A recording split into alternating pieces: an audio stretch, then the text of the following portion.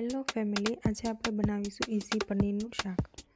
આ રીતે બનાવશો તો તમારે પનીરનો તૈયાર મસાલાનું પેકેટ લાવવાની જરૂર નહીં પડે. રેસ્ટોરન્ટ જેવો ટેસ્ટ તમને ઘરે મળી જશે.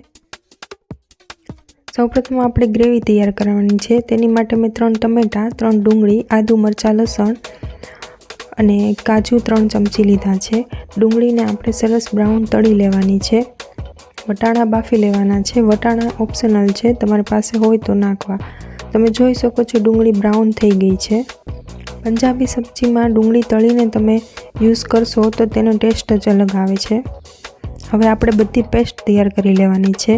પછી પેનમાં સૌપ્રથમ તેલ લેવાનું છે. તમે ઘી પણ યુઝ કરી શકો છો, બટર પણ નાખી શકો છો. પછી તેમાં આપણે ગરમ મસાલા નાખવાના છે.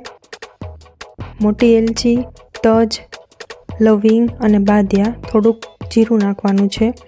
સૌપ્રથમ આપણે તેમાં આદુ, મરચાં, લસણની પેસ્ટ નાખવાની છે. પછી ઉપર તેલ છૂટું પડે પછી તેમાં ટમેટાની પ્યુરી નાખવાની છે.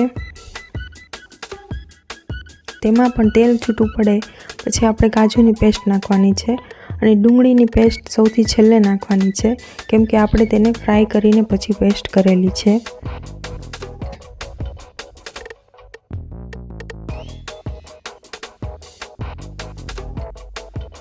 હવે આપણે ડુંગળીની પેસ્ટ નાખીશું.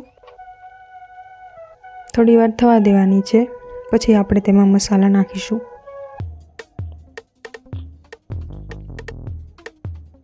હવે આપણે તેમાં મસાલા નાખીશું. થોડીક હળદર, ધાણા જીરું, લાલ મરચું પાવડર, તમે કાશ્મીરી લાલ મિર્ચ પણ નાખી શકો છો.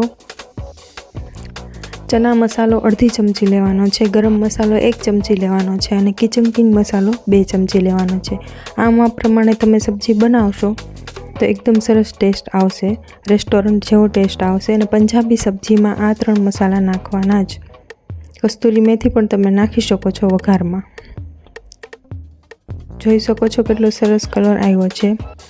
ફૂડ કલર તમે નાખી શકો છો અથવા તો કાશ્મીરી લાલ મિર્ચ યુઝ કરી શકો છો. મીઠું અને 2 ચમચી દહીં લીધું છે. ખાટું હોય તો 1 ચમચી જ નાખવું. બધું મિક્સ કરીને પછી તેમાં પનીર અને વટાણા નાખી દેવાના છે. તૈયાર થઈ ગઈ છે સબ્જી.